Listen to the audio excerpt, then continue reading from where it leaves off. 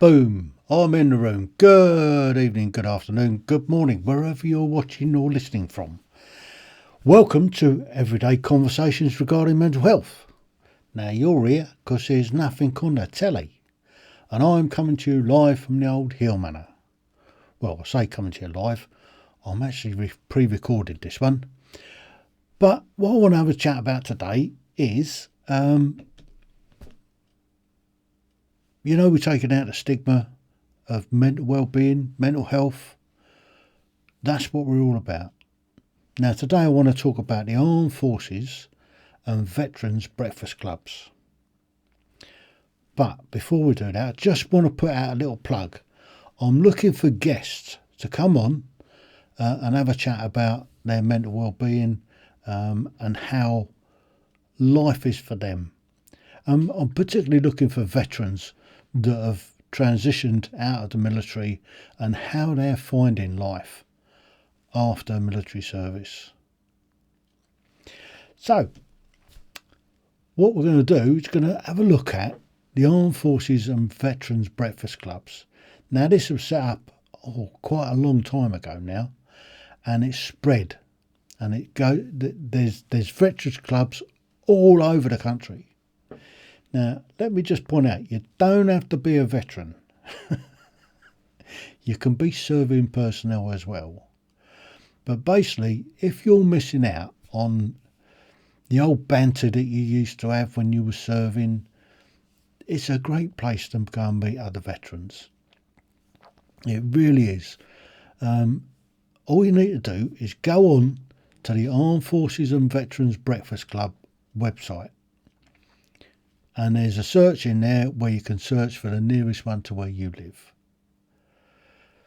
So that's all you have to do is search, see where the nearest one is, get on there, sort out when it is. Now, I run one I'm hosting one down here in the Solent area in Gosport. Now, we go on the 2nd, 4th and the 5th Saturday of every month.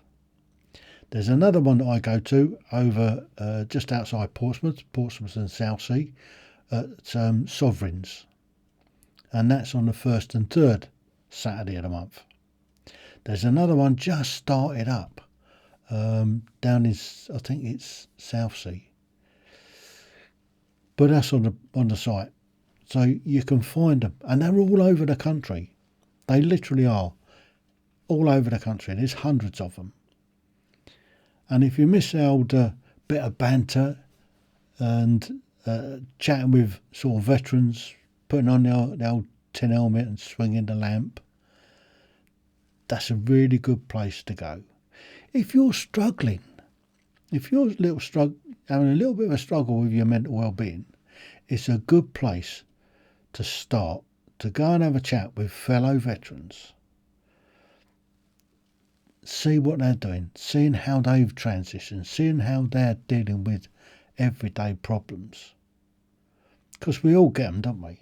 We all have a little bit of a drama now and then. But we don't need to. We don't need to have trouble. What we're looking at doing is helping veterans. Now, these veterans groups, although they're not there for sorting out problems and all the rest of it, but they are there to meet up, and somebody there will give you a steer. They will point you in the right direction to get the right help.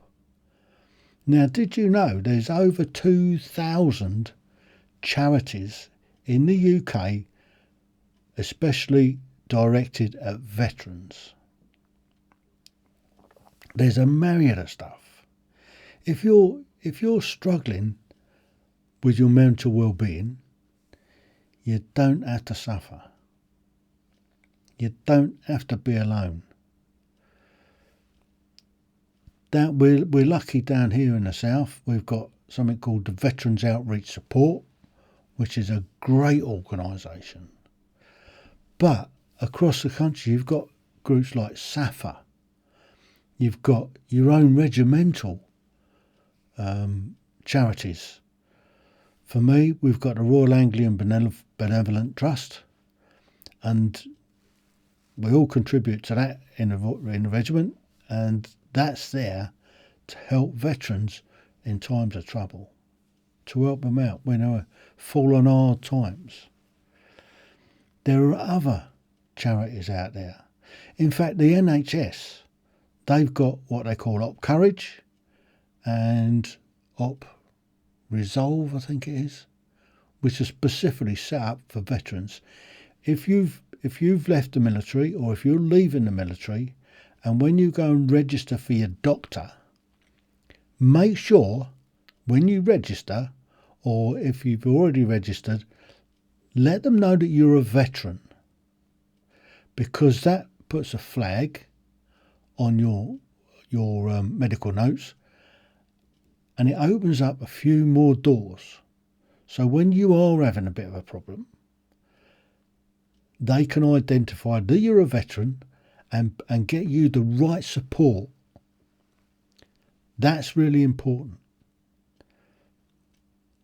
So that's what I'm trying to get across today, is that there is support out there, there is help out there, even through the NHS.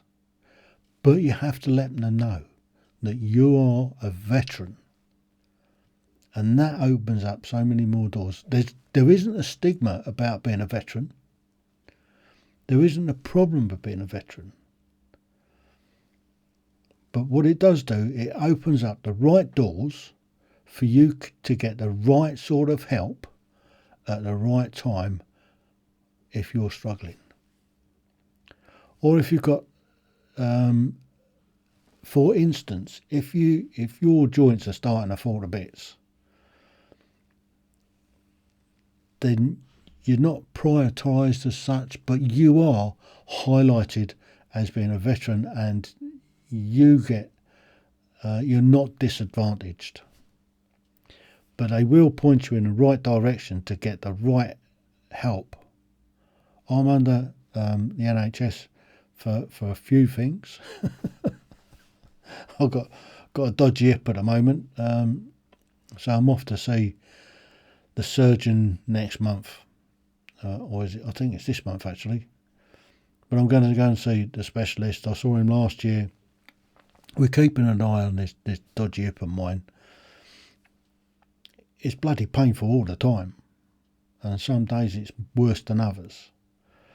But we've got it just about where it's under control at the moment. The pain relief is there. I still don't think it's quite bad enough to be able to go down the route of replacing it just yet. But I'll let him make that call. We're going to have another look at it. I'll get another X-ray and another scan on it, and then we'll take it from there. But I'm highlighted as a veteran, and they can prioritise my treatment. Did you know that even if you're not a veteran and you've got hearing problems, you can go and get your hearing tested on the NHS free? You can get hearing aids free. You don't have to pay for hearing aids because they are available on the NHS. Now, I've got hearing aids in, and you can't tell I have. But there you go. Look, there's my hearing aids, and they are free on the NHS, and they make a lot of difference. It's still, because my hearing loss is getting slightly worse, I have to go back every 6 months, have my hearing retested, and they adjust them again. But a lot of that's down to service, isn't it?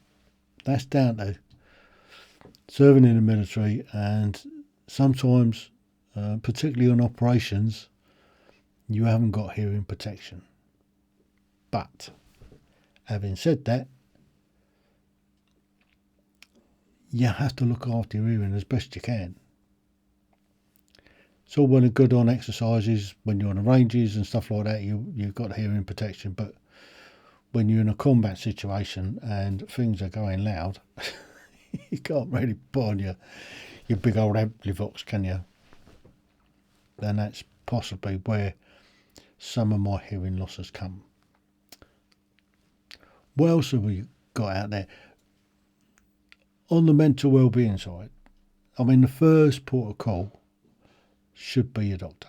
If you're feeling a little bit down, a little bit out of sorts, try and get an appointment with your doctor. Now, when I had a little bit of a wobble, I went to see the doctor. First thing he did was prescribe me antidepressants. Well, I was having none of that. Didn't want to go down that route of popping the old antidepressants. But what I did do, he passed us on to, down here it's called iTalk. And it's a civilian organisation, part of sort of the NHS, the psychologists and stuff like that. For me, it didn't work, but talking to me mates did. And I had a couple of mates that I had a chat with that helped sort out my issues. So, but they identified that you are a veteran, but they have to know. So when you register as a veteran, and you get identified as a veteran, and that opens up the other doors to get the right help. That's all I'm saying. But a great place is the Armed Forces and Veterans Breakfast Clubs. They're brilliant. The one that I run, that I host, is the first week, we've had 3 so far. The first week we had 47 people turn up for it. The second one, there was 65, and we had just over 70 last week. Just over 70 turn up for a breakfast. So there's lots and lots of people to just have a chat with. And they're from all services. I mean, yeah, we even let the RAF in. So there you go. And being down here in the Solent area, there's a lot of veterans. I mean, Gosport and Ferrum is the biggest concentration of veterans in the country. And that came out from the last census.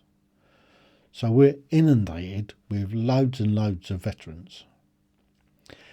So there you go. That's what I would suggest. Even if you're not struggling, go along to one of the breakfasts. They're a lot of fun.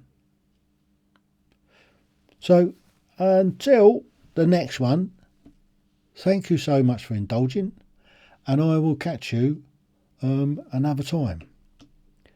So just remember that main thing to go and do. Go and get yourself sorted out. Register as a veteran, and that opens up a few extra doors. So until we meet again, until the next one, TTFN. Ta-ta for now.